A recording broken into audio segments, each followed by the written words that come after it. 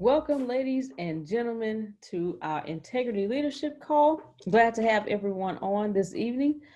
If you are in the position to, please turn your cameras on so that we can see your lovely, shining, smiling faces and feel each other's energy. And also, if at any point in time you have any questions or thoughts, if your camera is on, you can wave your hand. We will acknowledge you that way.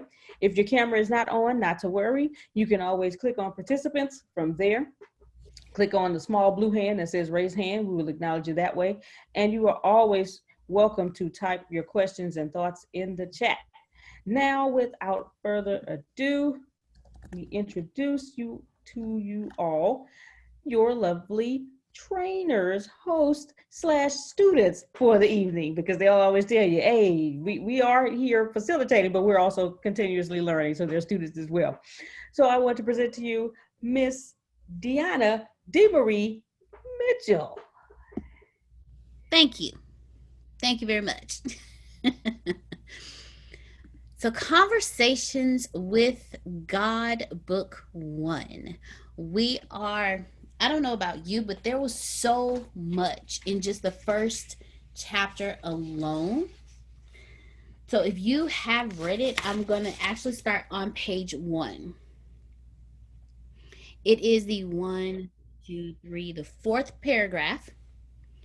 It's on page 1 of chapter 1, and it reads, "This time, rather than another letter to another person I imagined to be victimizing me, I thought I'd go straight to the source, straight to the greatest victimizer of them all. I decided to write a letter to God."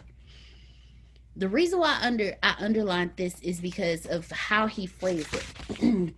Rather than another letter to another person I imagined to be victimizing me, I thought I'd go straight to the source, straight to the greatest victimizer of them all. I decided to write a letter to God.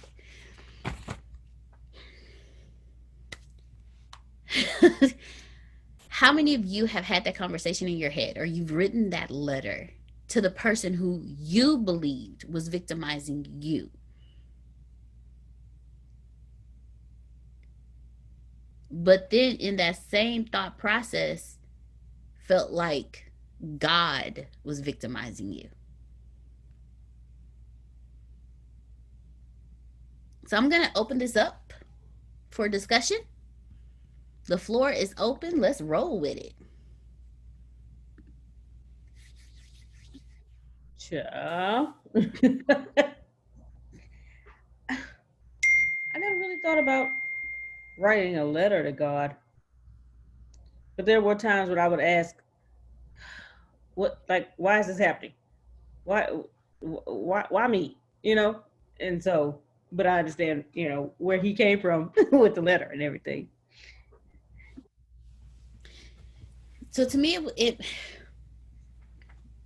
I never thought about that either, Grace, until I actually realized after reading more into the book. But just thinking about that initially, who actually believes that God is bullying you? Because that's honestly, to me, that's what I picked up on. The people who we believe are victimizing us, we feel like they're bullying us. So when you sit here and you're like, God, why are you doing this to me? God, why are you letting this happen to me? You're actually saying, God, why are you bullying me? And to me, the importance of this one question when it comes to integrity leadership is, if you're approaching source, your creator, asking him, why are you bullying me? How many of us in the business aspect or in the leadership role are looking at those that we lead and asking them, why are you bullying me?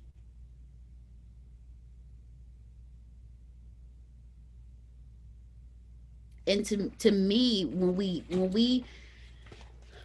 we open up our minds, when we open up our hearts, and we actually realize our image of God, we also start realizing our image of people, the people who we believe are our leaders, or us being leaders, how we should lead.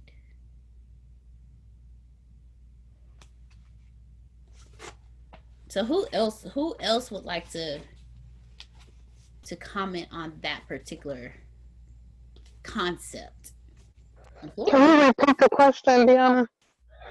Ma'am? Can you repeat the question? Yes, ma'am.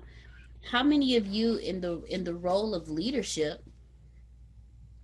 question, like, you're supposed to be in leadership, but if you're looking at, if you're being the victim, if you're seeing God as your bully in a leadership role, how does that turn, how does that look like?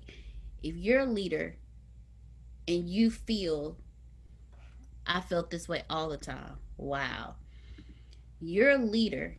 Your concept of God in regards to your leader is bullying you. How does that affect your leadership?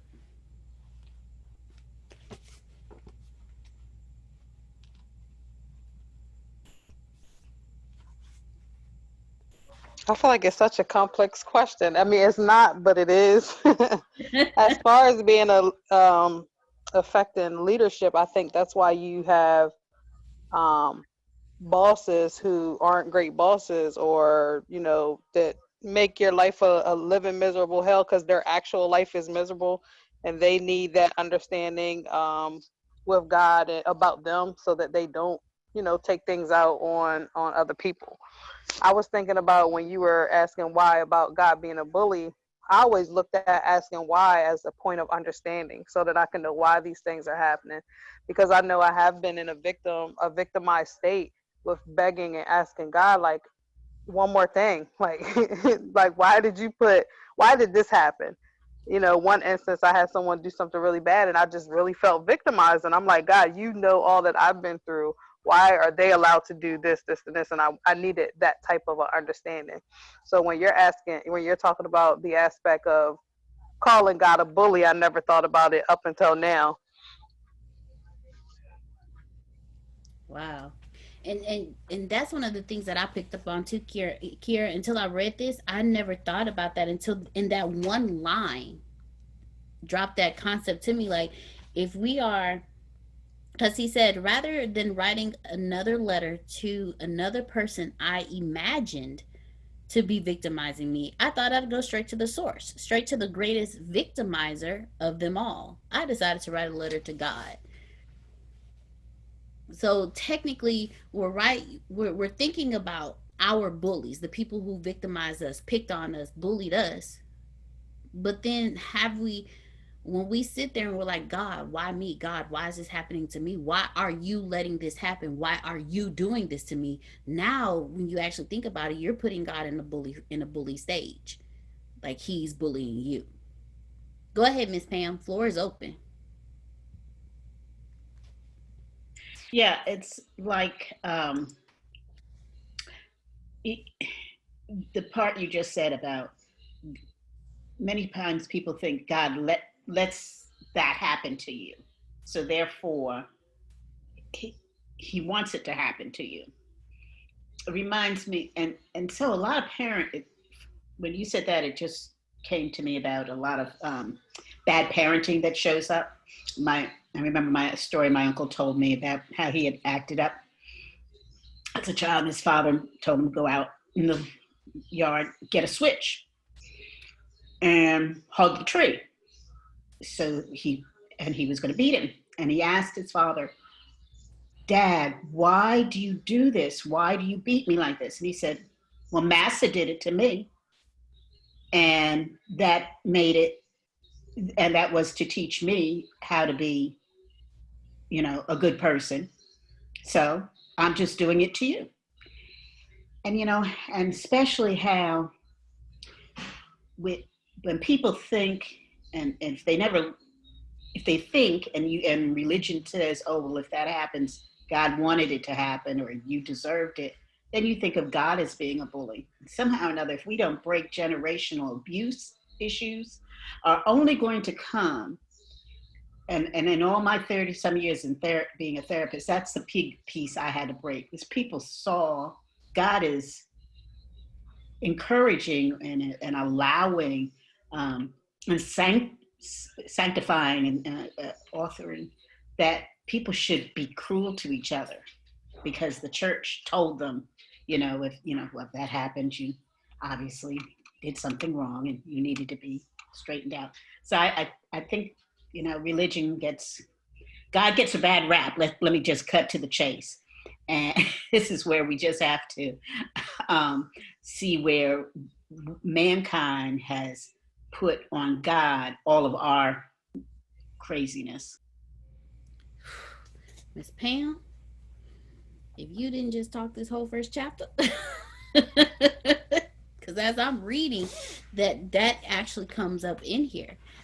So before thank you so much, and before I move forward, I would love for someone to point out to us a concept or something that you read in this book that impacted you in the first chapter or the first 3 chapters.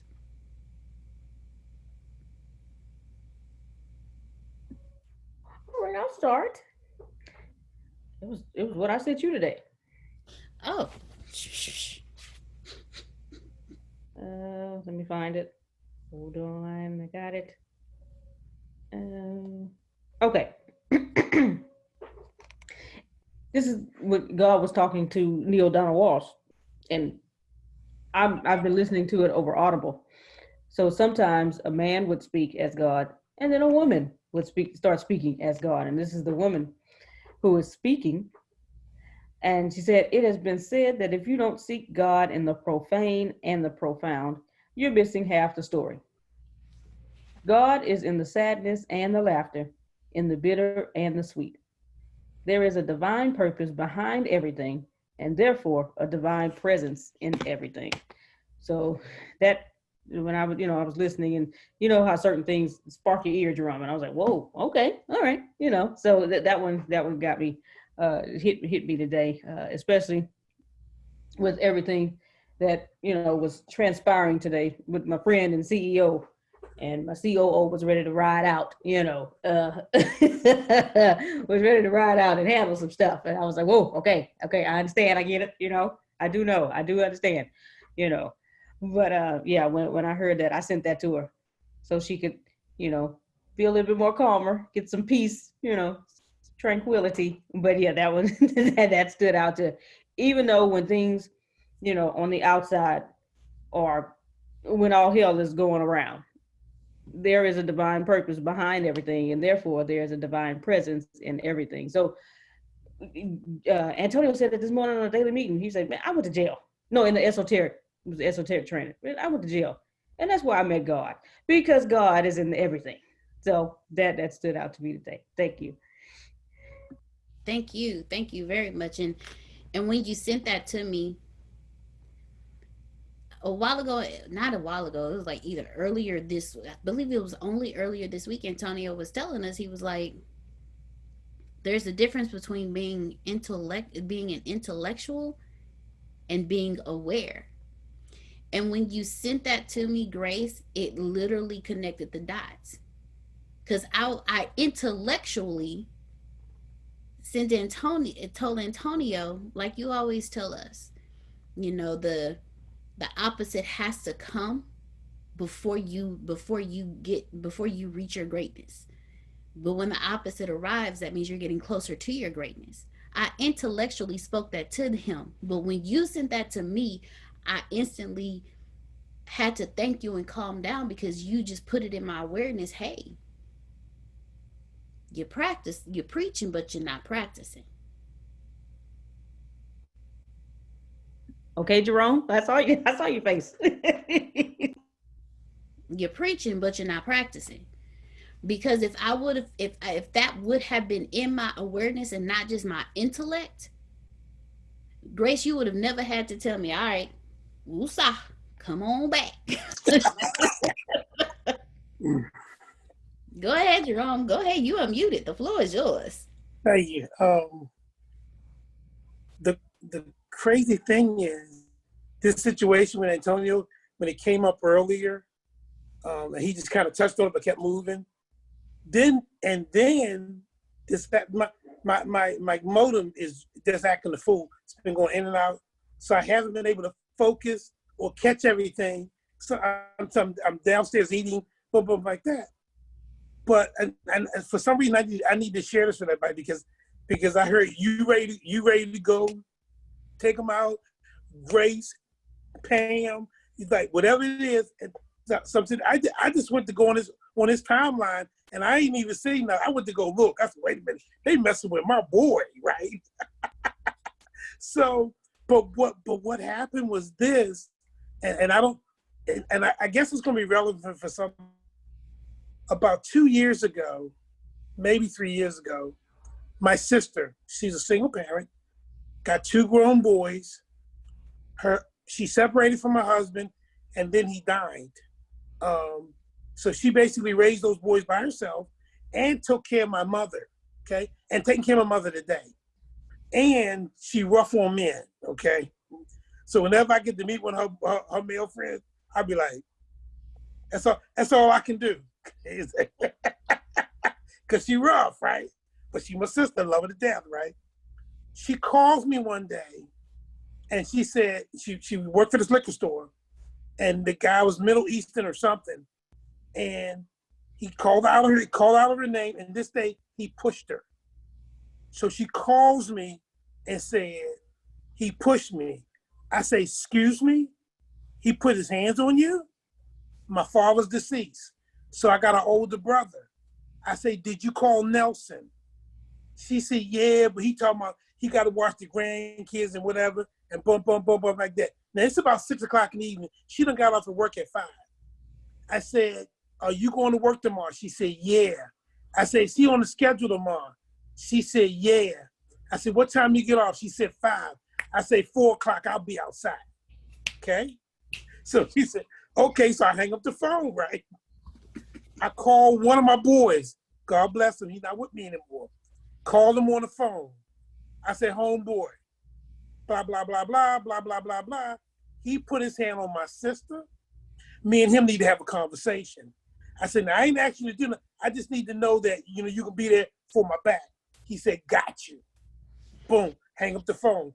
Call one of my other boys. I said, yo, dude, boom, boom, boom, boom, boom, boom, boom, boom, boom. He says, Jerome. Wisdom, Jerome. I ain't got no problem having your back, my man, but in situations like this, you got to be careful how you approach because blah, blah, blah, blah, blah, blah. He started calming me down and allow me to see the whole picture and not just because they're like, oh, no. You put your hand on my sister, okay? Hello? That's family. No. Okay? So, but I calmed down and then I told him, I said, my man, thank you for what you shared with me. I appreciate that. Let me pray and think about this.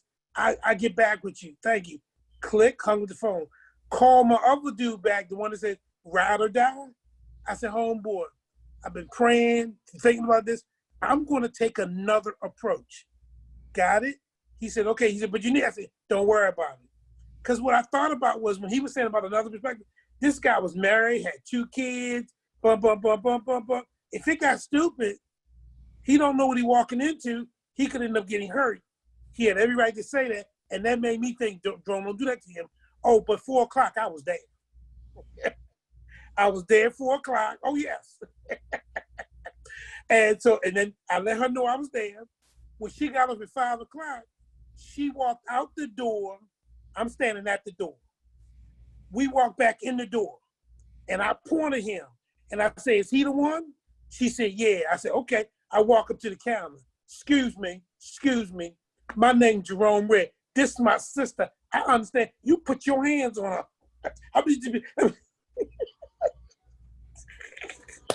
Let me tell you something. I don't want to hear all that. So let me tell you something. I said, she got people that love her. She got people that care about her. Now, here's how it works. I said, I wasn't here. So I can't say, well, you did what you didn't do. But here's what you need to understand something. The next time she come to me to tell me you don't call out her name or put her hands on you, put her hands on her, I say, man, you're going to have another conversation and it won't be behind this counter. Do you understand me? I'm done with you. And I walk out. Listen to me. I said to myself, Jerome, In my 60-some years of living, I ain't never done nothing like that ever before. But the deal was, number one, my sister husband was dead. My father was dead. My brother was occupied. There was no one to honor her. And I wasn't having her disrespected under no circumstance. It did not matter. That was not going to happen in my lifetime. Now, of course, after I did all this, I was like, I done lost my damn mind. But listen to me. He never put a hand on again. I never got another phone call. But I was done. I was like, what in the world? So I understand you guys fervor, your no. You're not gonna do that. Not to somebody I care about, not to somebody else. Oh, no. You're not gonna do that. And I'll deal with the consequences later. But that ain't going to. I just needed to share that with somebody because I'm sitting there going, oh, no. That's my boy right there. Who is it? Give me their name. Give me their address. Okay? Because I know how to have a conversation with them. Okay? So I just want to share that with you guys. Thank you. Don't tell Antonio I said. Thank you for sharing with us, because what you said, Grace, we because of our concept of God, we forget he's in everything. And today was that day that Grace reminded me, even after have reading. Like I read before this happened. So I knew better. And when you know better, you're supposed to do better, but what's in you will come out. Wrong person. But Grace reminded me, nothing happens by coincidence. Everything has its place. It's how you respond to it. There's the divine in everything. There's the divine in the happy and the divine in the sad. It depends on how you internalize it. If you're going to listen to the voice inside of you that's telling you be calm, or if you're going to listen to the voice inside of you that's telling you roll out. So I had to thank her. I really did. I had to thank her because she said, D, go in there and do some more reading. I was like, mm-hmm.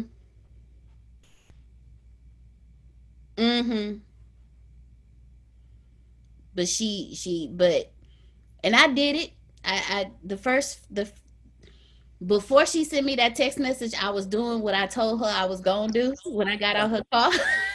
And she sent me that text message. She said, D, if you don't go read. I was like, you know what, you sure right. And I opened the book, and as I continued to read, it just, because I let the words soak in me instead of reading just to read. I was reading for understanding, and that eliminated everything else so that I can see the divine in what was going on. Yeah. The point I wanted to make was, as I was confronting the guy and dealing with him, I was very cognizant of what I was saying. I was very firm with him.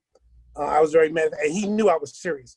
He knew that meant we gonna have to have that wall-to-wall conversation, or in military, say counsel statement. But the other thing that was so critical about that whole matter was she called me because there was no one to defend her honor. And I immediately recognized that, because all of her life, especially after the husband died, she's basically had all by herself, raised her 2 boys, and she did a very good job taking care of mom. Nobody to defend her honor. And then she called me her older brother and said he put his hands on me. Excuse me? And it was like, oh, no. He got this real twisted. He don't know about the Red family. So somebody had to stand up for her. And it wasn't so much him. She needed to hear me defend her honor and what I was willing to do on her behalf. And we didn't talk about it afterwards. I said what I had to say. I got in my car and I went on about my business. But she knew and I didn't go to my older brother and say, "Come on, homeboy, why you got me up there?" But then I told my sister later on, I said, "You know what? I'm glad he wasn't there because Nelson Two would reds have and punched him." Listen to me, right in his face. Make sure to see.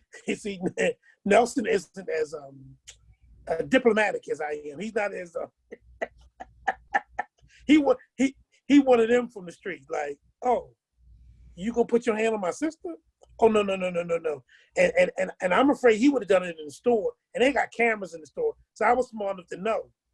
I had to watch what I said because they had cameras, and how I dealt with him in reference to the conversation, because that can be used on you in the court of law. I was fully aware. But he understood. Put your hand on her again. Let her call me again. You're not gonna like this, homeboy. Yeah. But I needed to defend her honor. And it was like, wow. But I love what Antonio said before we got off the previous call about how he recognized, and it was hard on him too, that his brand, because it was legit, defended him, took care of that situation for him. And this is just the beginning, because Antonio's got far more greater things to do. That means there's going to be some more attacks coming. And we who got to observe this need to be ready for those other attacks, because you guys are like me. I'm the same as you guys. Where they at? Oh, I got something for them. No, When we need to interject, we will. When we don't, we'll be just fine. Oh, absolutely. So I just wanted to share that with you guys. No, thank you. Thank you for telling us that. Hey, Reverend Reginald. But thank you, because we have to see the divine in everything. The divine in that was the security that your sister understood. No matter what, he know I'm strong, but my brother will take care of me. The divine in that was knowing that, yes, he laid hands on my sister, but I'm aware enough to know I'm going to check you and it ain't going to happen again. And the divine in that was also understanding that instead of going off on your brother, you understood the right brother went. If it was all flipped, it would have been a different conversation. That let me know we when you know better, you have to do better. You can no longer go into a situation ready to roll heads. You have to see the divine in this. What is this supposed to teach me? What am I supposed to learn from this? What I was supposed to learn from this situation was, you need to get into your awareness and get out of your intellect. Because the whole time I was in that emotion of I'm ready to roll heads, what blessings did I block?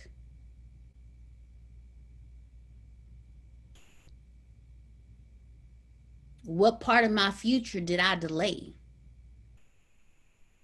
Because I didn't let the divine take place. I didn't catch that quick. I didn't catch that lesson quick enough. But I guarantee you, I caught it this time.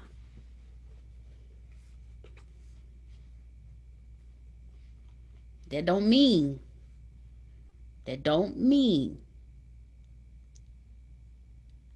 I'm perfect. That just means next time I'm going to pause a little faster than I did this time. Because I ain't paused at first. Like, what happened? Because when he was talking about it, I text Grace, do you know what he talking about? Because I didn't see nothing. I'm thinking, well, maybe it's something. And when she told me, I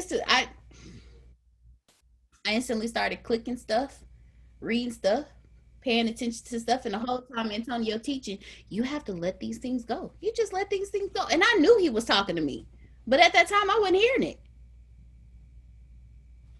But if I would have paid attention, because my job, I read before all this even took place.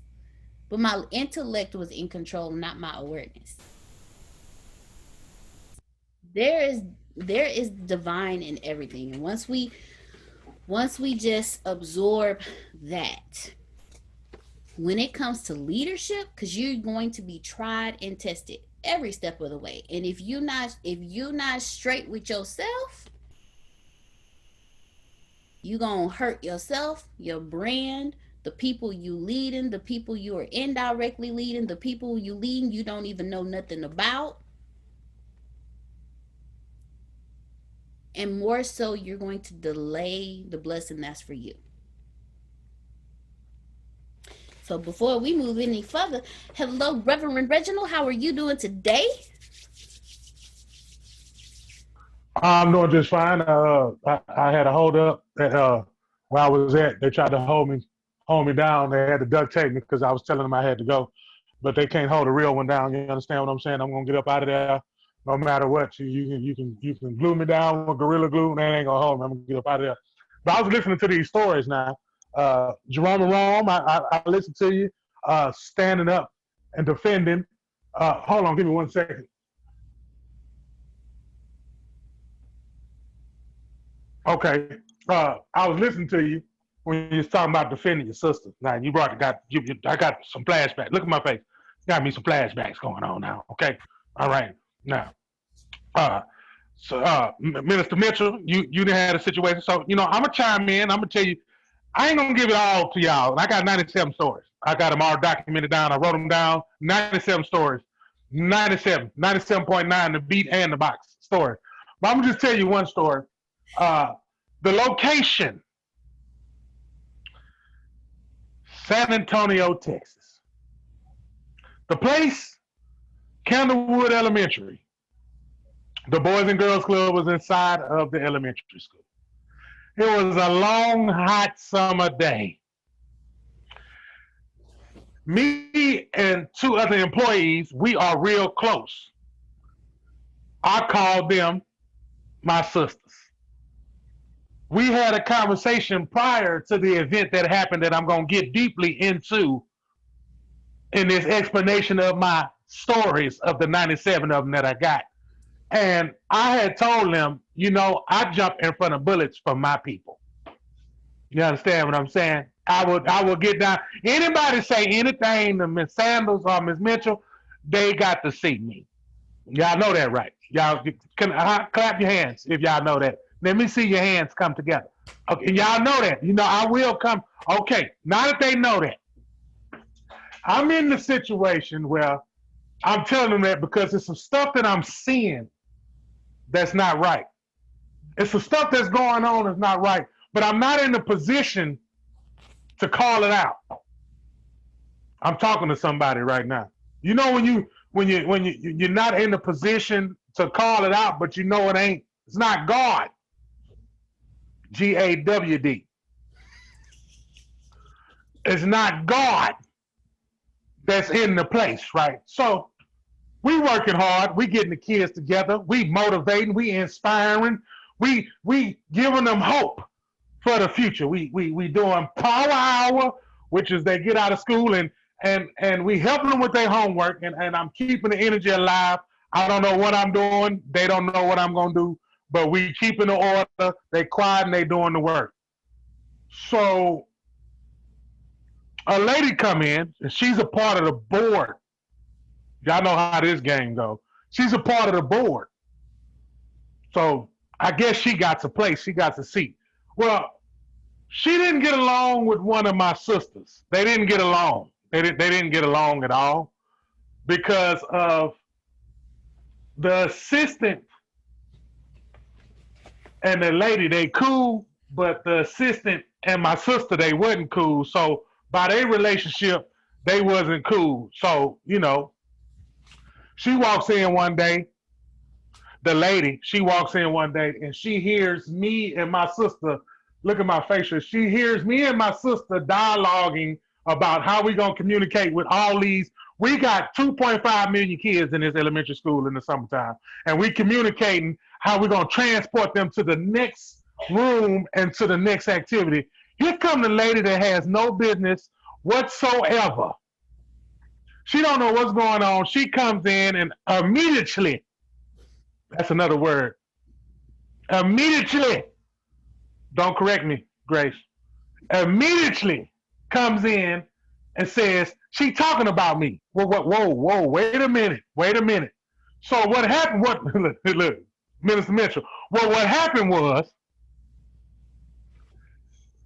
we got to go in the office. I'm doing my job. Let me get my Jerome hands together. I was doing my job, right? I get called into the office. All this gets called into the office. Mind y'all that I'm just supposed to be the witness, man. I'm just the witness. You understand what I'm saying? So I come in there with the witness attitude. Okay, I come in there I was like 50 pounds lighter, so I wasn't this big. I didn't have all this facial hair, and I didn't have hair. I had a haircut. I probably had an S curl, because in San Antonio, I could have an S curl. Not in Galveston, because my friends in Antonio would have talked about my S curl. So I goes in, and the lady behind the boss. Now, mind y'all, I didn't tell y'all this. The boss just told us that morning that no matter what, he got our back. Jerome, he said he got our back. He said, no matter what, if anything happened, I got your back. I got your back because y'all are here in the trenches with me every day and you working hard with these kids. It's hot. We ain't got no air conditioner. We got one fan and we only put it in one room, and we're not going to put it in a room with Coach Reggie yet because he don't need a fan. He just going to be all right. We're going to give it to the sisters. I say, that's cool. That's all right. God got me. He going to bless me. So I walk into the office, and as I walk into the office, you can see negative entity energy. Y'all want me to say that again? Negative entity energy. I hear negative entity energy, and immediately I come in. So the book said he didn't use conversation. He didn't say talk to, right? So I wouldn't talk. Immediately, God told me, you know, you're in a situation that you're going to have to suffer like my son did. And I said, I know. He said, well, Reginald, what I want you to do is I want you to put your hands behind your back, because I created you to be such a massive vessel.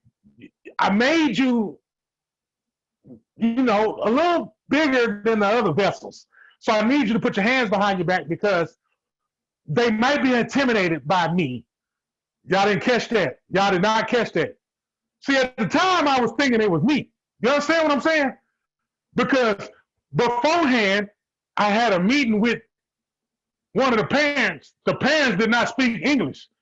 The parents spoke Espanol, and I only knew muy poquito. But the parent was in there crying, saying that ever since you moved my child away from Coach Reggie, my child has not been doing so well. My child has been getting in nothing but trouble. And since y'all split up the kids in these different types of groups, my child does not, because Coach Reggie was the law. They said that they had somebody to interpret what they were saying. You understand what I'm saying? So when I got in there, I was in tears because I was like, I did not know that I had this much impact. I did not know that I had this much over these kids, because I was just doing it because this is what I love to do. This is what I do. And since this is what I do, don't nobody owe me nothing. I ain't worrying about that paycheck you give me. I ain't worrying about nothing. This is what I do. I don't like the weekends because I can't see you kids, period. And I told them that. So when I'm in that office and I listen to God tell me, put your hands behind your back because you fist to suffer like my son. You fist to witness something like my son. And I did it. And I looked that lady in the eye, and the lady started explaining what was going on. And when she explained what was going on, I say, wait a minute, ma'am. Like, look, Jerome, I could not say nothing. Yeah, have y'all where you could not say nothing? But you know the spirit got you. You know the spirit got your back. You know that God got your back because you was not in the wrong. You was just there, and you loved your neighbor. My coworkers was my neighbor. I told them that I was going to take a bullet for them. And that lady came in with that wrong negative entity energy and was trying to take my friend out. My friend had a daughter and a son and a younger daughter, and they were struggling, and they needed that job. So I had to step in and say, you cannot let that happen by the expense of my own. You understand what I'm saying? I didn't know this till today, y'all. And I don't mean like today physically. I mean today in the spiritual realm. Like when I got older, because I was bitter about losing that job. I just told y'all the ending right there, but let me continue the story. The lady looked at me and said, I'm not talking to you with your ghetto. Now, with my hands behind my back,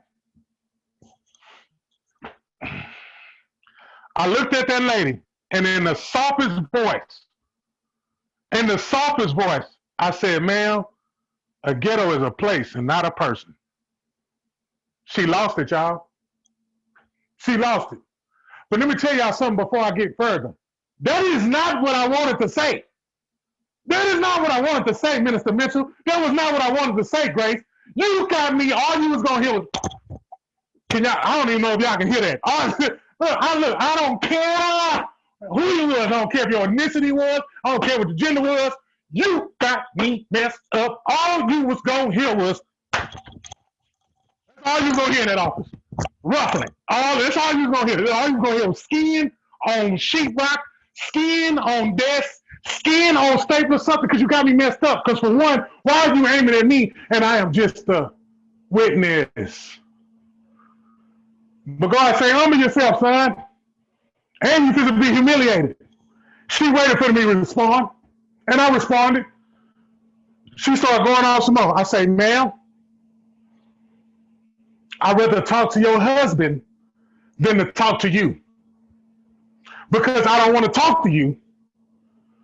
Because you are out of place. And I know what you're doing. I called you out. She wanted me to respond the way that Reginald would have responded. I read the first beginning of that book. That man say he was writing down, he was going at it with God. He was going with him. He was going back and forth. You got and then the next thing you know, when he finished, then God started talking. And he couldn't do nothing about it. But let me tell you something. I was in a situation where I wanted to be Reginald. Nah, forget Reginald. Reginald's a nice guy. I wanted to be Reggie Paul. Reggie Paul gonna give it to you. I'm telling you right now, man. Look at my face. Y'all know I'm dead serious. I give it to you. You got me messed up. You got me all the way messed up. I don't stand for what's wrong. I stand for what's right. And if you don't like it, then you're gonna have to get out of my way because I'm not gonna stand for what's wrong. And you're not gonna wrong none of his children because I'm one of his children. And if I know that you're trying to do it on purpose, I'm really gonna get angry. See, I had to learn self-control. I had to learn self-control. To this day, I'm still learning self-control because they got me messed up. They got me messed up. So as I continued to talk to this lady, what really got her mad was I told her that, hey, a ghetto is a place and not a person, and I'd rather talk to your husband. I knew her husband. Me and the husband, we talked about sports. We talked about your son that I coached in basketball. So let me talk to him because you're being rude, young lady. Your husband is not rude to me. We laugh and joke all the time. Oh, she didn't like that response. So she uttered something else and she said, looked at my boss. Look, y'all, she looked at my boss. And when she looked at my boss, she said, oh, that's it. I'm going to go tell. She was on the board. So guess what? She had power. But let me tell y'all something that I didn't tell y'all in the beginning. When I had the interview, the man that she went to go tell to, you know what he told me in the interview? I had the job already knocked off in the bag. He got me messed up. But he said it's not about the X's and O's, Reggie. So you know what that meant? Let's get out the physical, man. You know what that meant? He didn't like me anyway. He thought I was just here for whatever you thought I was here for. Y'all didn't even have an athletic program. Y'all didn't even have an athletic program. I had to coach volleyball, Jerome. I had to coach volleyball. I ain't never played volleyball. I wish all y'all that was on the call could see me coaching these girls volleyball. You gotta hit the ball like this. Ain't no, you got the, I mean, and you got the, hey man, look, man, I don't know no positions. I don't know. I knew the little bump, you know what I'm saying? And I say, you got to put your hands together like you're stirring up the Kool-Aid with one spoon. I mean, and look, anything that came to my head, but that was the greatest time I had. That was the greatest time I had with those girls coaching it because I didn't know nothing about volleyball. But what I'm saying, this is how close I was with these kids. And like at the time, we was getting ready to go to Disney World, y'all. We was going to Disney World. I had my room and the plane ticket already reserved. Like we was 3 days away. Like I was already there, and that happened. That happened. All the grind and grit that I did, we did barbecues. We came in second place in a barbecue where we was up for 2 days barbecuing that meat. I'm talking about all the grind, all the galas that we did, all the auctions that we did. I'm there in every event and I'm giving it my all. And you mean to tell me right at the finish line, it was taken away from me. That was the most humiliating thing. I was so angry for 5 to 6 to 7 to 8 to 9 to 10, 11, 12 years. Still angry, still angry. You took away my chance to go to Florida. I ain't never been to Florida. You took my chance away to go to Walt Disney. I was going to see Mickey Mouse.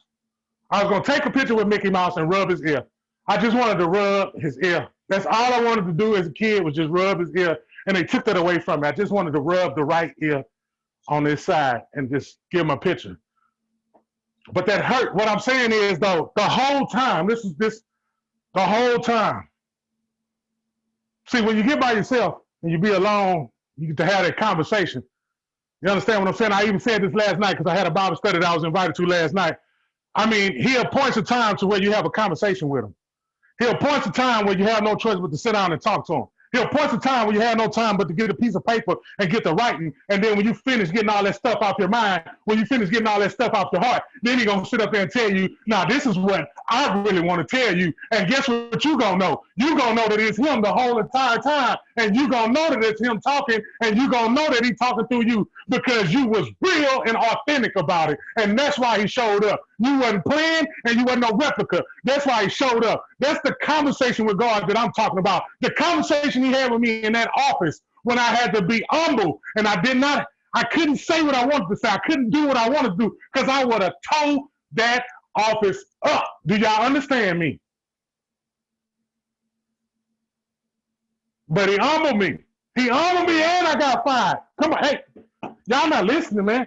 He humbled me and I got fired.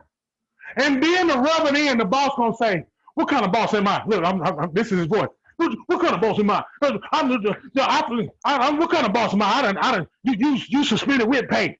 I say, you the boss that's supposed to fire me. You suspended me with pay. Come on, man. That's a nice way of saying, hey, it was a good run, but I can't do nothing for you, brother. But what about what you said when you said you had my back? I can't do nothing about my hands tied, man. She went to the. But you the man, though. But you knew that I could. You called me in for a witness, man. You was a chump. You a chump, and you know you a chump. But after I said all that, man, do you know them kids and them parents was outside their school and they was boycotting with signs, talking about you got rid of the best thing that we had? I seen it with my own eyes. Tears coming down my eyes. I was like, wow. But that was God talking to me, man. He said, I ain't finished with you yet. Do you know I went on to work for 5 different boys and girls clubs in 5 different cities? And in the last one that I worked at, they were supposed to give me my own boys and girls club, but they gave it to the lady that was in Oklahoma City the longest. And she said, I'm not taking this position unless you make Reginald my assistant. And gave me a $5 raise. And then a month later, the other Boys and Girls Club argued and said that y'all took the best thing from me, and they brought me back to the other main Boys and Girls Club and gave me $5 more. God said all you had to do was shut your mouth. All I wanted you to do was shut your mouth. See, whatever they take it from you, man, let them take it from you because I got something to give you. But you got to have time to talk to me. You got to have time to have a conversation with me. I was just stuck on the first part of the book. I'm not going to lie to y'all. When that man was sitting up there writing and he was writing, he said after he finished giving God what he felt, let God have it. Say, man, why is my life the way that it is, man? You get me messed up, God. And he said his hands started moving. And he could not control what he was writing. My God. Do we know when he's talking to us? Do you know when you're having a conversation with him? Or do you think you're having a conversation with yourself? Or do you think you're talking to the person that's in front of you? Or the time where you wanted to say something, but what you wanted to say, you didn't even say it. Something else came out and you couldn't even control what you said. That means he was in you talking for you. I'm a Christian president. You. Anybody want to? Hello, how y'all doing? Sorry for being late, but I'm always on time. You understand what I'm saying? Woo! How y'all doing? No, I'll stay with the energy. Huh? Yes. What a mighty God we serve. That's right. Conversations with God. That's the name of the book, ain't it? Huh? Conversations with him? Yes, sir. All right. He said, well, 2 or 3 gather. Where am I at? Okay. All right. Y'all don't see his face on the phone call. Look. Ooh, y'all didn't get that. Y'all didn't see his face on the phone call. Look at yourselves and give yourself a round of applause. Ladies and gentlemen, joy! Joy in the morning. Joy in the evening. No, let me stop. I'm sorry. It's nice to see y'all smiling, man. It's, hey, man. One of them days, man. Hey, I actually work. One of my coworkers I work with is a kid that I used to coach. Oh, matter of fact, I work right across the street from the first Boys and Girls Club that I grew up in, and I had my first job experience, by the way. And the dude that I work with, he's a guy that I coach. And we have conversations with God, both of us. I listen to him talking, I listen to me talking, we be like, wow, do you understand that God put us back together in the same spot so we can sharpen each other again? And to hear you, young man, rise up to this level, my forehead shining.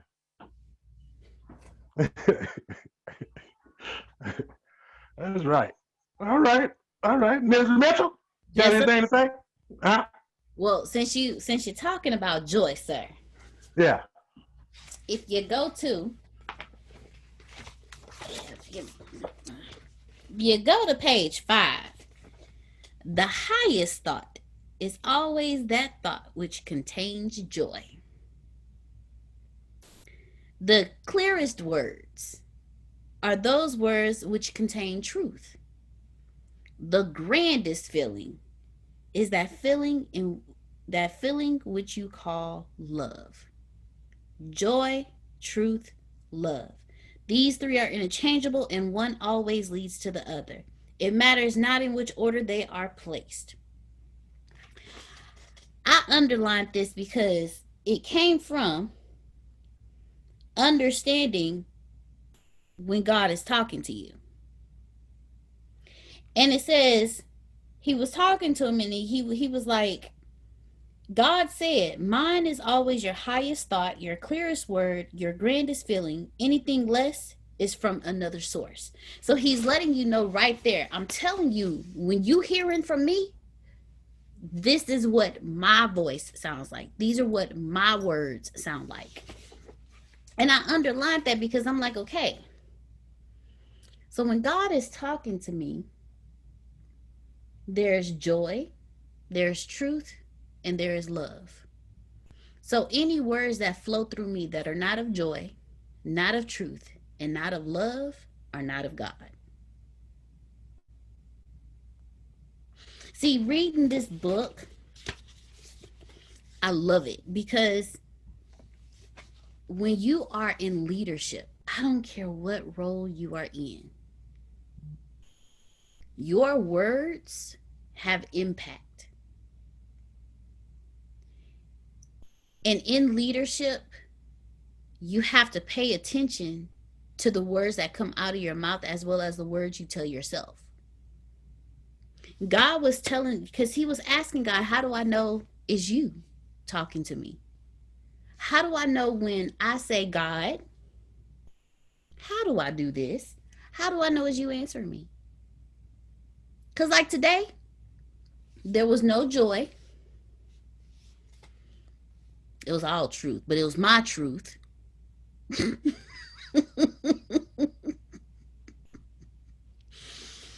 And there was no love. Well, there was love, but it was my love in the words that were inside of my head and my heart. But as Grace spoke to me, she spoke to me with love. She spoke to me with truth. And she spoke to me with joy. So in her words is where I found peace and calm. Because I knew that was God telling me, my child, I need you to listen to me. So I'm going to come to you through a device, a person who I know you're going to listen to.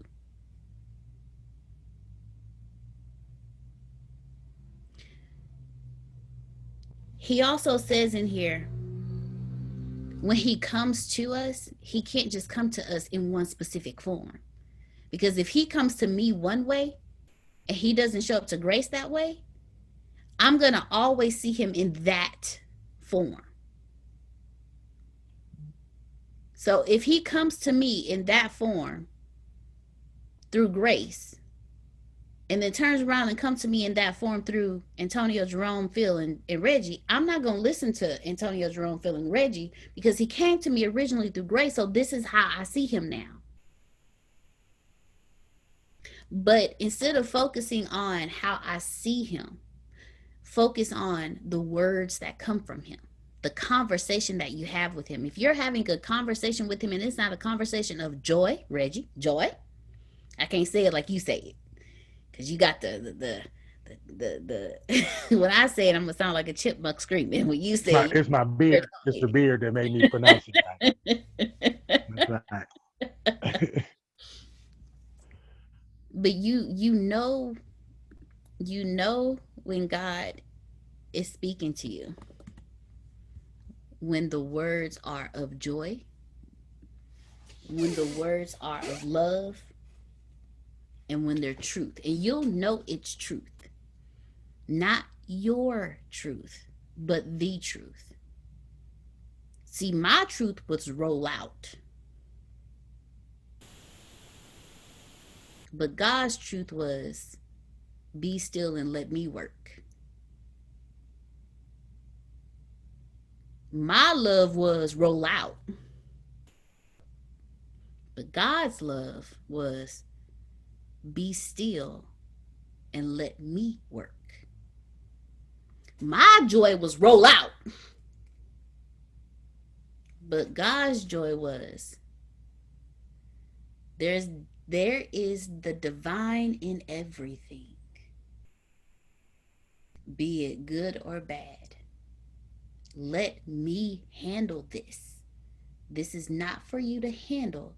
It's for you to learn to trust me. So through this book, I've learned, listen. I'm gonna be honest with y'all. What this book really did was let me know that I was not crazy and I was crazy. I was crazy not to trust. Oh man. It let me know that I was crazy and I was not crazy.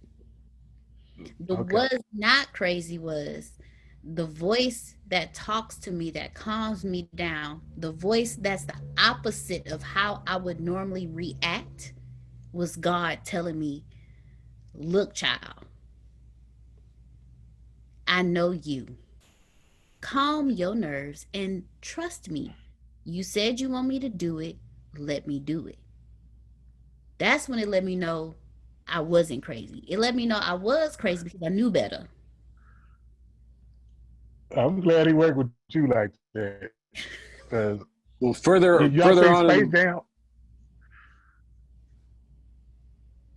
in the book, it says you cannot find God with your mind.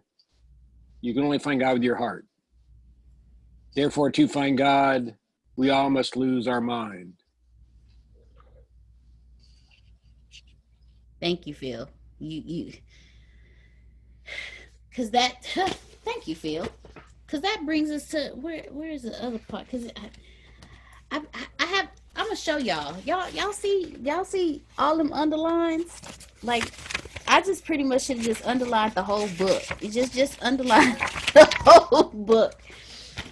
Because Phil, you're right. Because he was talking to him and he was telling him, where is it? If he was telling him about emotions, thoughts and emotions. Antonio always tells us thoughts plus emotion equal creation. And then he was telling us how when here it is. Wait, nope, that wasn't it. Oh, where I'm almost there, y'all. In fact, you place so little value in experience, not the experience. He was talking about feelings. Where is that? Here it is. Okay. Oh, thank you so much, Phil. Thank you. It's on page 3. When we try to speak to each other, me to you, you to me, we are immediately constricted by the unbelievable limitation of words. For this reason, I do not communicate by words alone. In fact, rarely do I do so. My most common form of communication is through feeling. Feeling is the language of the soul. If you want to know what's true for you about something, look to how you're feeling about it. You can't feel things with your brain. You can't feel things with your thoughts. You can only feel things in your heart. They say the heart is the second brain. That's a whole nother conversation for a whole nother time. The heart is the second brain. The heart sees and thinks before it thinks on a different level than this brain. Your feeling, he communicates through us through how we feel. So if you're always thinking, and you never feeling, do you actually take the time? Like Reginald saying how he was sitting there writing, and once he got it all out and he stopped writing, he couldn't lift his hand up, and then God started going after that. I underlined that part because it said the answers to the questions I was putting on paper never came to me until the questions was completely written, and I'd put my own thoughts away. He stopped thinking. The moment his mind was clear, God was able to talk through him through his heart. That's why he couldn't lift that pen up, because God was like, all right, do you really want to have this conversation? Because we could have this conversation. Because see, now your brain is clear. You have no more thoughts. You ain't got nothing flowing through your head. You empty. You on E. You emptied your cup. So now I can feel it. Are you prepared for me to feel it? Now I can talk to you.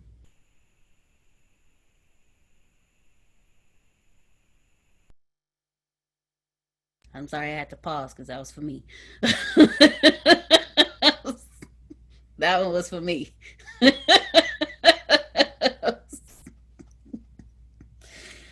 Oh, thank you, Phil. Thank you very much. Because that one, this book taught me so much. Because how can you have a conversation with God if you don't even know how to have a conversation with him?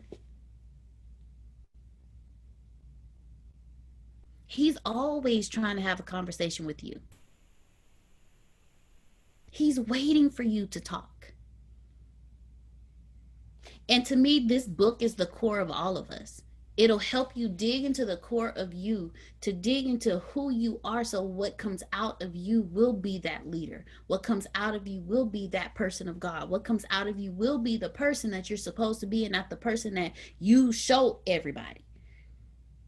You know, we have that mask that we put on, that facade that we put on every time we walk out of our front door. Sometimes we never take it off. And because we never take it off, we forget who we are. Even when we come to God, we still have that facade on. And he's trying to talk to us through this facade. He's trying to talk to us through this mask, but we're so busy hiding, he can't get through. To me, this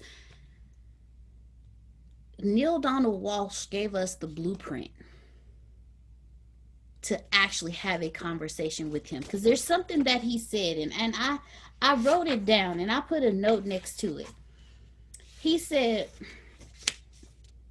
but which I now understand was meant for more than just me. It was meant for you and everyone else who has come to this material. For my questions are your answers. Next to it, I wrote, what is given to you isn't just for you. But we don't pay attention to that part because we keep the facade up. He can't give us what he wants to give to somebody else through us because we're too busy not listening to him. And it's because we don't know how to have a conversation with him. Do you understand how many of our problems we would not have if we knew how to actually have a conversation with God? If we would do what Neil Donald Walsh did on that very moment when he could not sleep, when he had gotten to the point where he was sick and tired of being sick and tired, and he decided, I'm going to write this letter, but instead of writing it to these other people that I imagine is victimizing me, you know what God mean? You finna have this. I'm finna do it. And went at it. And as he's pouring everything out, for some reason, I see God just sitting there like, took you long enough. You through? You ready? Because now that you have emptied out yourself, now we can dialogue. Because the same questions you asking me are the same questions all my children are asking me. But you are now in such a vulnerable position, you will listen.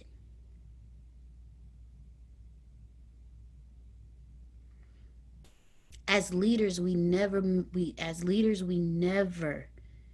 and I know they say never, but we never put ourselves in a position of vulnerability to listen to the one source that guides us. And y'all, please, at any given moment, please unmute your mic and speak, because I'm a student in this class just like you are. I just want to put that out there. Because even at this point, he was like,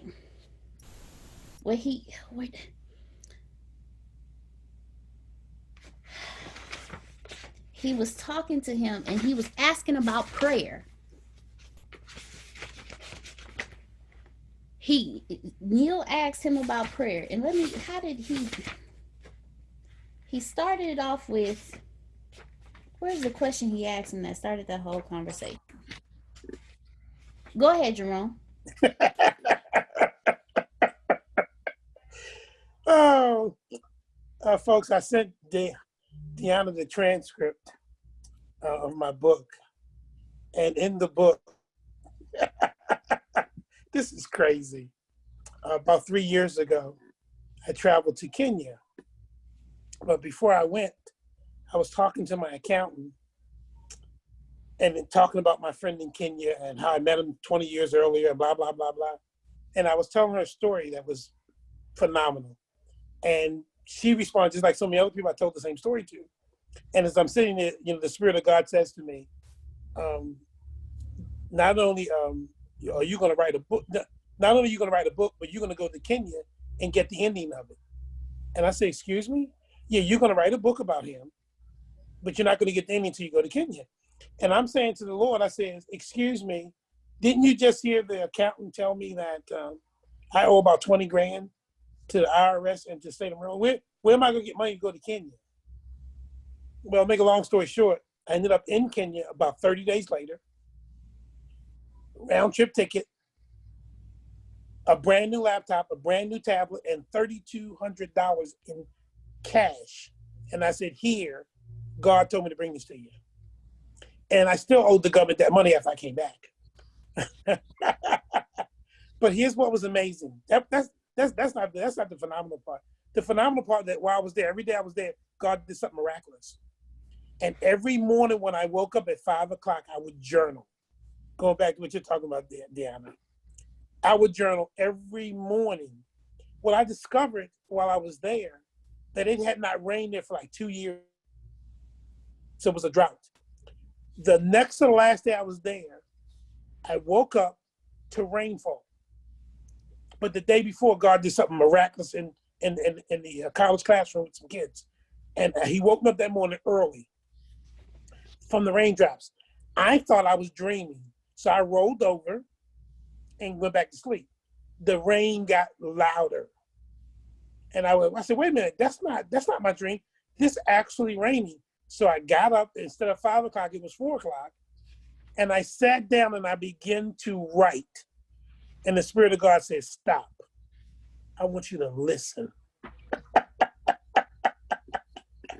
And he began to speak to me. Here's what's going on. Here's what's, you're not going to do this.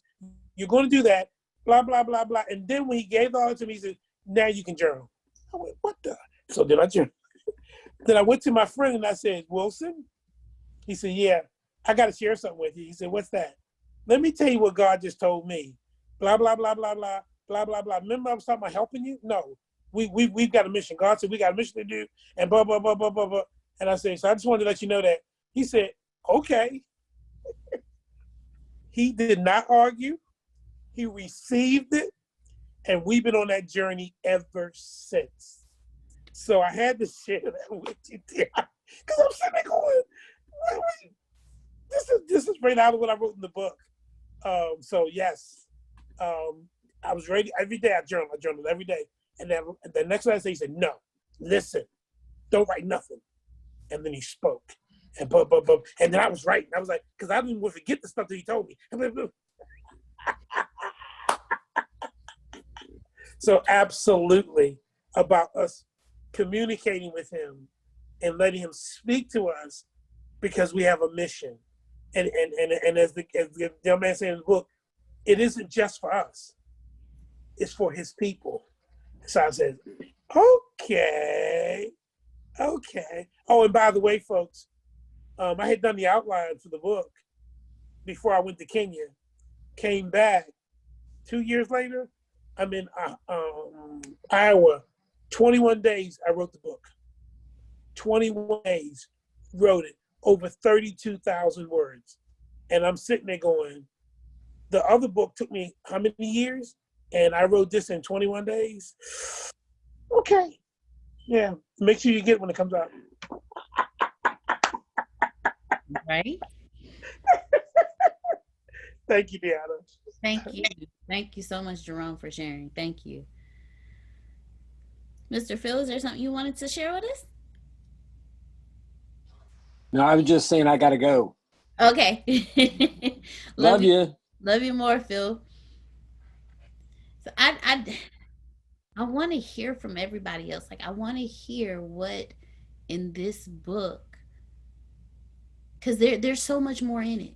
He went on to talk about your perspective of God. Go ahead, Reverend Reginald. I was eating sugar-free cookies. It was sugar-free cookies. I had to eat. I ate all day. I needed the sugar-free cookies. I was just letting my sister know. Yeah, that's all. But I do want to read page 8. I'm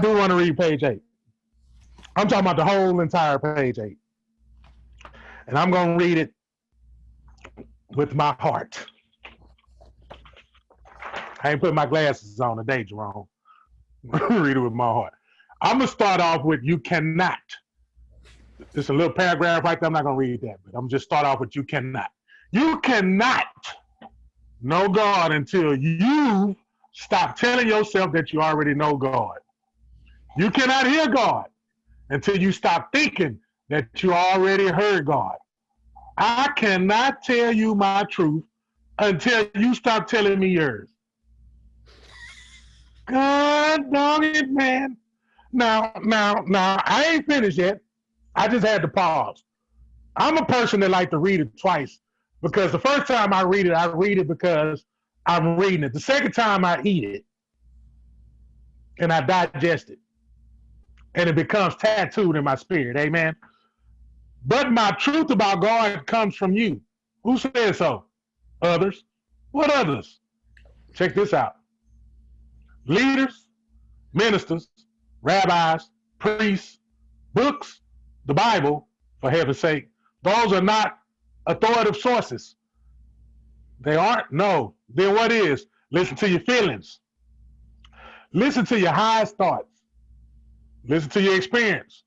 Whenever any one of these differ from what you've been told by your teachers or read in your books, forget the words. Words are the least reliable purveyor of truth.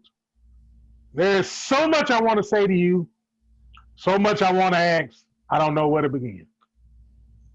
Page 8. You know how much page 8. Look, first of all, I'm not going to sit up here and say what this book done for me. I'm going to start out by saying I ain't going to tell you what this book done for me. Not just yet. Because I already lived this book. When I went on places and went on ventures and went on different voyages, especially the unplanned voyages. Anybody went on an unplanned voyage? You didn't prepare to pack. You didn't have no clothes. You had to go, and you had to go now. Anybody went on them voyages? Don't necessarily have to be jail, people. Don't necessarily have to be jail. I ain't just talking about jail. I'm just talking about you had to go and you had to go now. It was from a consequence. It was from a because every action has a reaction. It was a reaction from an action. Okay? Because everything we do, every action is a reaction. Okay? So reading this book didn't do nothing but highlight what I lived. And when it highlighted what I lived, all it did was, whatever I tattooed into my spirit, all it did was make it brighter so that it can shine forth. And therefore, all I have to do was just keep reciting. Because one thing about somebody that's in a choir, in order for them to learn the song, what do they have to do?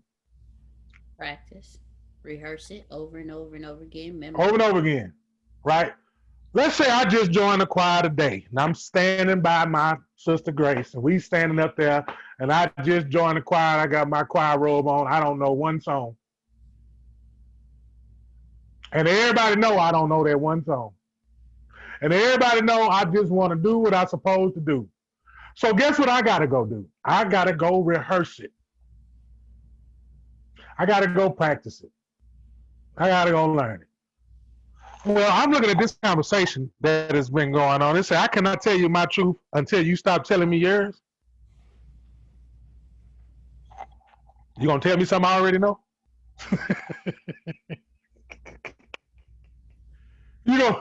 You gonna tell me something I already know that you didn't know, but I knew because I knew it already before you even knew that you thought you knew.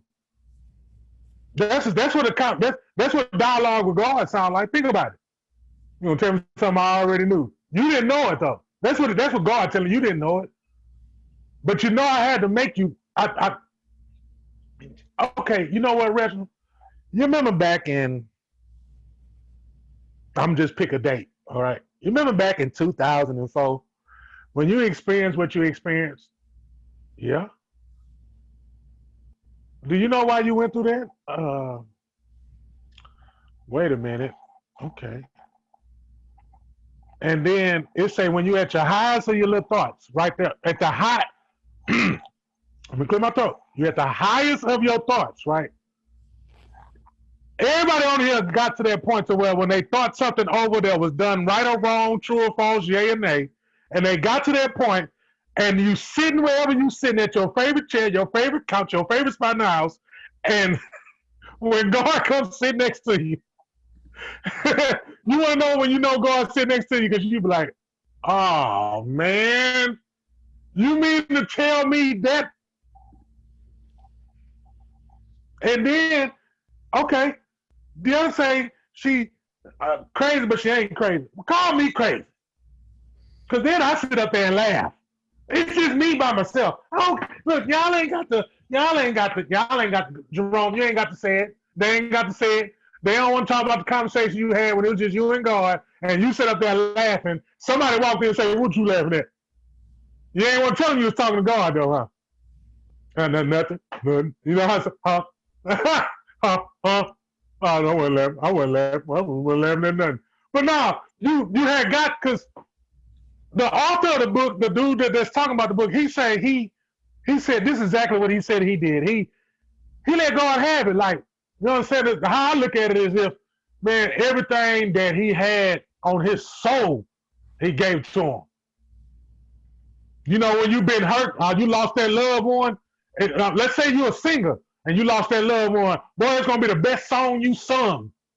Because that came, you get what I'm saying? That came from the hook. Well, hold up. Let's talk about an artist. Let's talk about an author, a first time writing author, a first time artist who put something out. Do you know that's your hardest stuff? Because you put your oomph in it. You put your oomph in it. Then you come back and you listen to it. You know, you done put some other stuff out. Some years pass by. You understand what I'm saying? And you at your favorite couch. You at your favorite spot. You at your favorite, you know what I'm saying? And you like, boom, but you listen to it and you like, that wasn't even me. That wasn't even me. And then he started laughing at you. He said, I know. You thought it was you, but it was me. And I didn't make you make that for that time. You did. Come on, man. You did. But I made it for you right now. Because the only way that you're going to listen to me, the only way you're going to hear me, I'm everywhere, Jerome. I'm everywhere. I see everything. And all you got to do is give me, he say, feelings and thoughts. Right? Feelings and thoughts. He talked about it, right? Feelings and thoughts. Mm-hmm. Okay. You know, we got a saying down here. Well, I got a saying, don't be a thought. I thought you said go to the, don't be a thought. You understand what I'm saying? A thought. Your feelings, you know, as a man, you know, you don't get out your feelings, boy. Get out your feelings. Suck it up. Nah, man, I need to let this out. What you talking about? I'm gonna be dangerous if I continue to keep sucking all this stuff out. Because when it come out, it ain't gonna come out at the right place. But somebody I know told me God is everywhere, though. Like, God is in everything. So when it come out the wrong way, at the other end of the wrong way, guess who at the other end of the wrong way? You cannot lose. There is no lose. There is no loss. You cannot. Let me read it again. He said, but my truth about God comes from you. Who said so? Others. What others? What a big old question mark. I think that question mark big. Is that question mark bigger than the page? Or is that's just my book? That's just my book?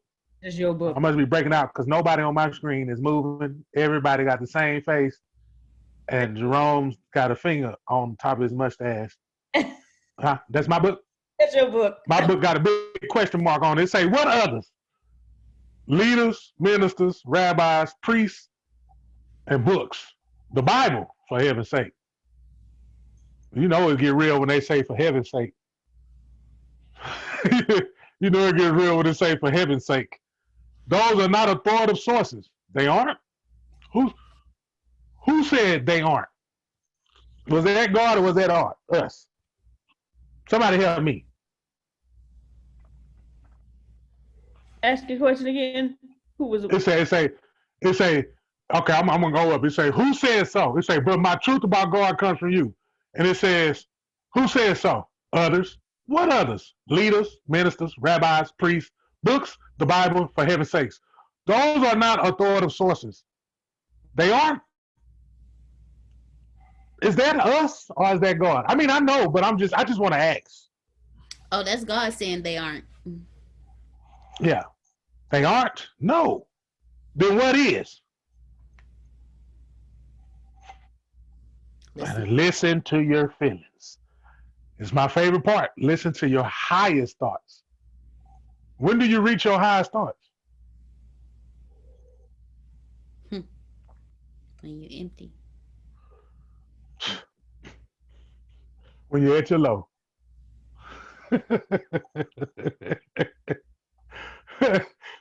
when you like a baby. You understand? When you took the L, you took the beating, you took the loss, you suffered. You suffered. Come on now, you gotta suffer, right? You accepted him, you gotta suffer, right? So when you suffer and you suffer like you're supposed to suffer and don't cry and whine about it, then you can hear him.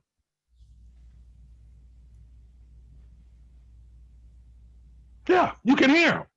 Why is it that you can hear him? Because you suffered appropriately.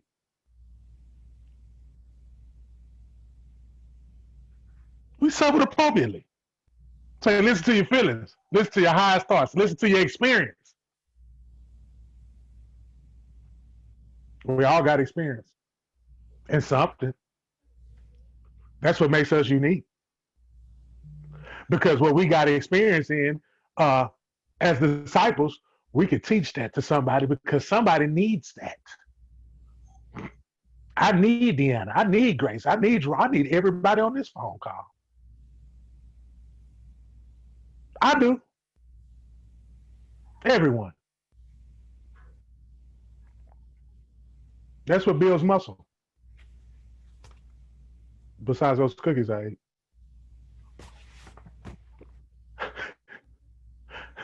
That's funny. It gets so serious sometimes. It makes it get a little serious sometimes. You understand? And it don't even be me. Man, he get to talking, I get to listening, and I can't help it sometimes. I'm glad. I love what he do. He just takes over. Listen to your feelings. I know when I was a child, I ain't want to listen to no feelings. I am 6'6", 215 pounds. Chocolate. That's it. Nobody come to see you, Otis. Anybody else got it? That's how I felt. Ain't nobody coming to see you, Otis. Yeah. Yes. Reverend, before we close out tonight, there's just one part that I want to bring up. And it's when God is telling him about fear and love. It starts on page 18. Well, it actually started before that. He started telling us about, he started off with the sponsoring thought. And he said it is either a thought of love or fear.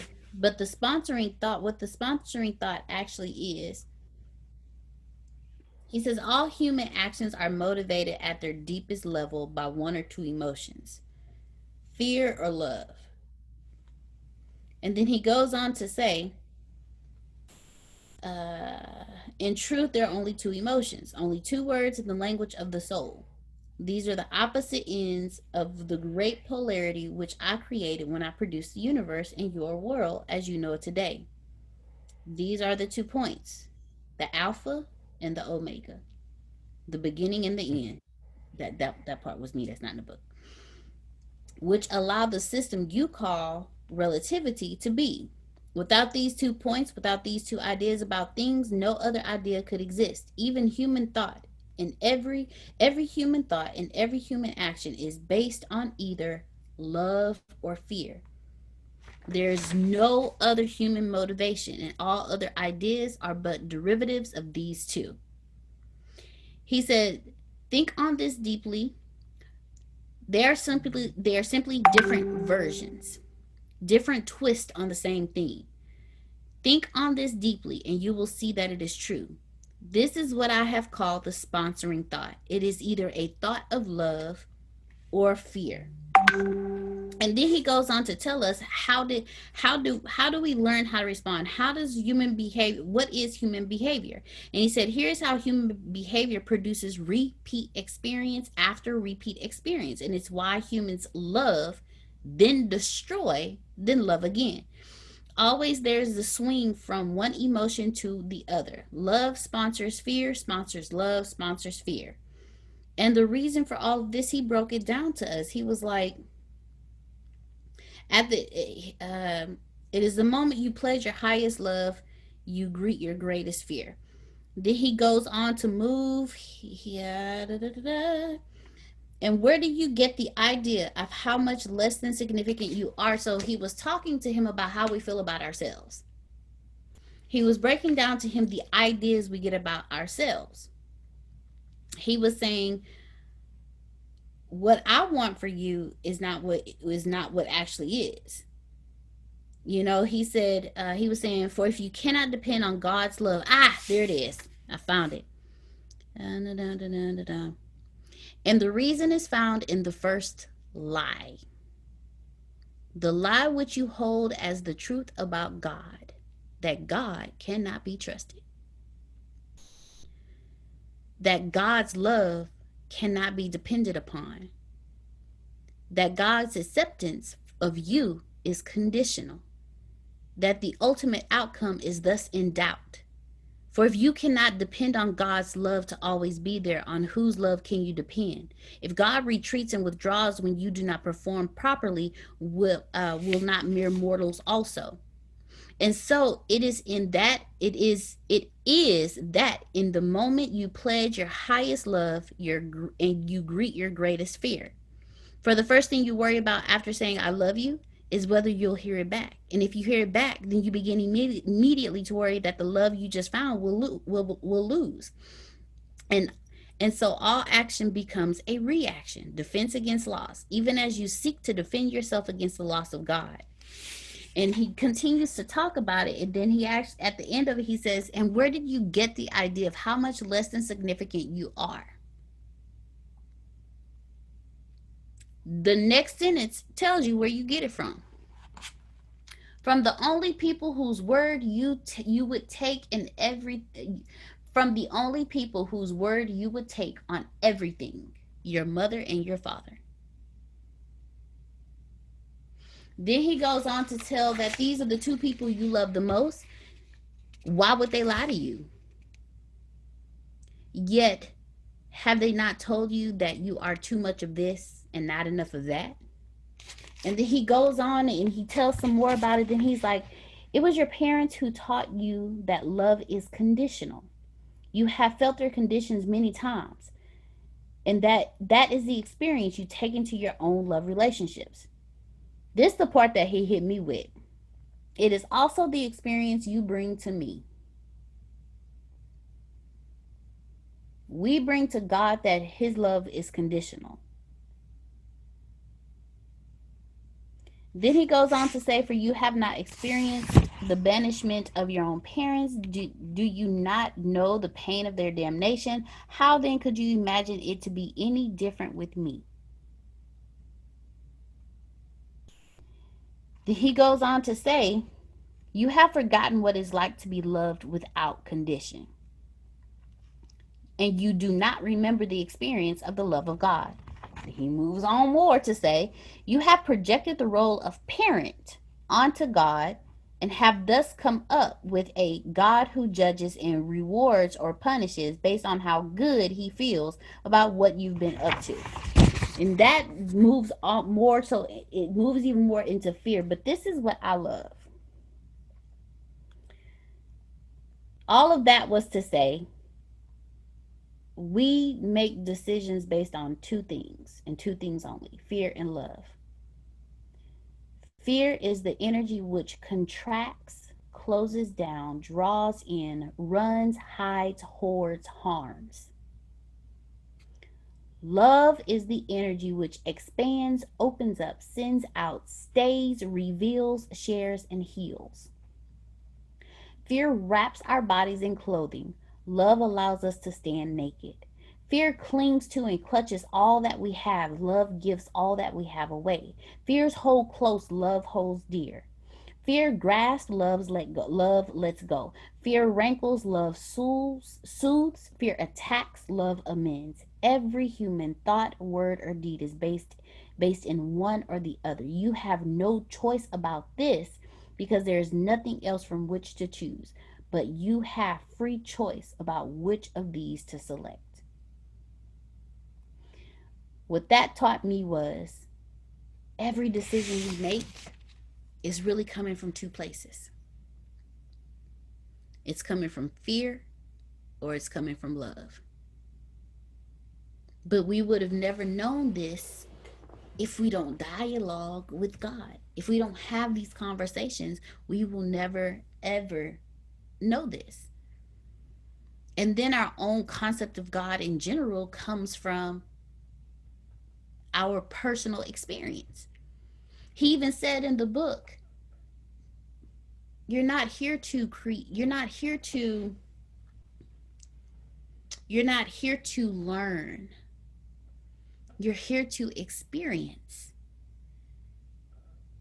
There's nothing that we need to learn. Antonio used to always tell us everything you need, you already have within you. In this book, God even says why we even came into existence. We are Him experiencing each other. We are individual experiences of God. We are here to remember through experience. We are not here to learn anything. We're here to create our own. That's in here as well.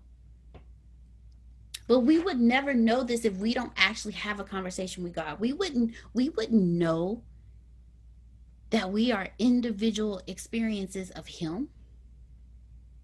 Like it literally, there's like a whole section in here that just talks about, he's talking to Neil, and it started on like page, it started around the same page. You know, it started around page 19, then it goes on into page 20. And then Neil asked him, you said that when I always choose the action that love sponsors, and I will experience the full glory of who I am and who I can be. Will you expand on this? And he said there, and God said, there is only one purpose for all of life, and that is for you and all that lives and all that lives to experience fullest glory, Now I skipped a little bit and I underlined, the wonder of this purpose is that it is never ending. And ending is limitation, and God's purpose is without such a boundary. Then it moves on even more. The deepest secret is that life is not a process of discovery, but a process of creation. You are not discovering yourself, but creating yourself anew. Seek, therefore, not to find out who you are, seek to determine who you want to be. We're not here to learn, we're here to experience, we're here to create. We're not supposed to find out who we are, we're supposed to create who we are. Like,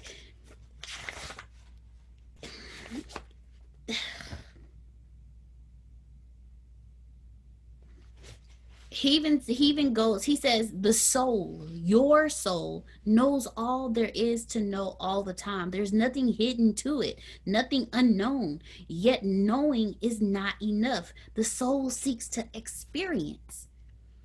We are individual experiences of God. Then it moves on. It says, it is your soul's only desire to turn its grandest concept about itself into the greatest experience. Until concept becomes experience, all there is speculation. You want to know how I read that?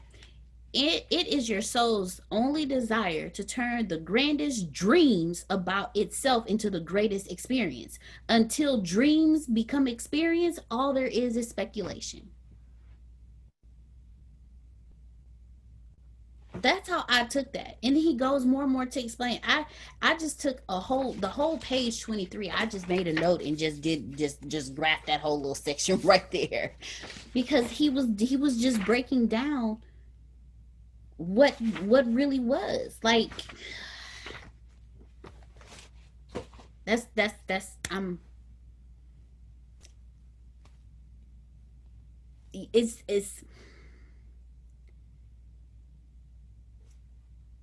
it lets us know that everything that we've ever been taught about God about our lives, our purpose, our existence. Like Reginald, like you pointed out, when he said on page 8, clear as day,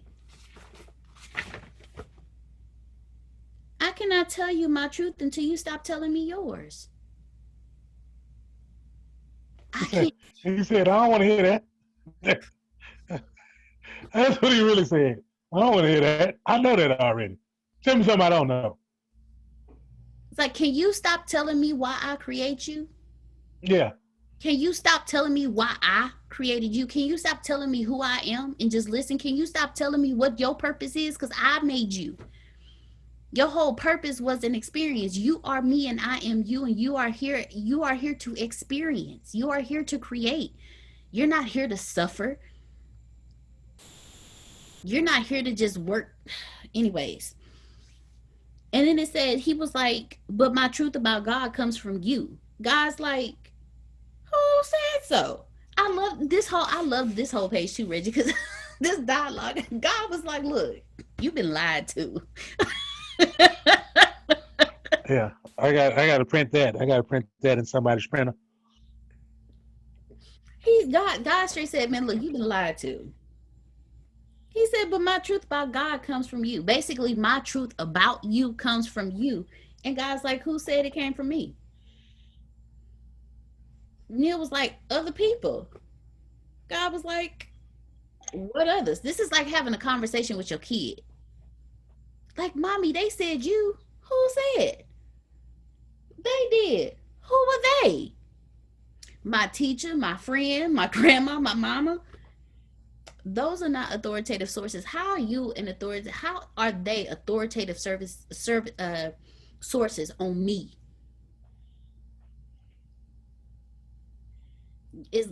I am the alpha. I am the alpha. When I created this world, I created it at 2 points, alpha and omega, the beginning and the end. How you gonna tell me? How are they authoritative sources on who I am when I made them? With a sound. Huh? With a frequency, with a sound, huh? He sure did. Not no word. Hold on. Oh, whoa. I had to catch myself on that one. You know the man don't like words. You already know the author of the book don't like words. God didn't even say words. He just used the sound. I'm pressing mute. Yeah. Message. It's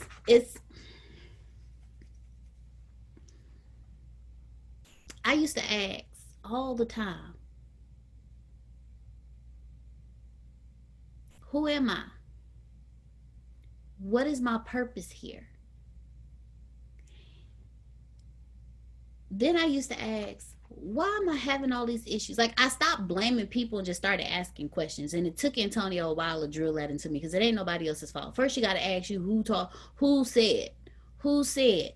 And right here, just as Donald told God, just as Donald Walsh told God, they said, when I got to the point of, okay, God, why was I created? Like, what is my purpose here? Because everything he said just within the first chapter, I'm sitting here like, Neil wrote this book for me. Like, I'm literally sitting here reading this book like, this is when he said in the beginning, he realized that his questions were our answers. That's exactly what they were. Because I promise you, we are not the only ones who have asked these questions. We are not the only ones that God has had to have a conversation with.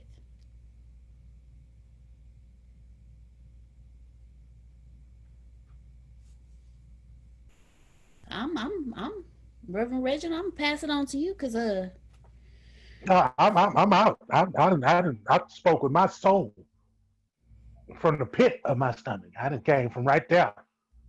Right there. That's it. The words, they're just an utterance. if anything else come out of my mouth. It's just a utterance, a noise. So, yeah, we're just gonna leave it at that. All right.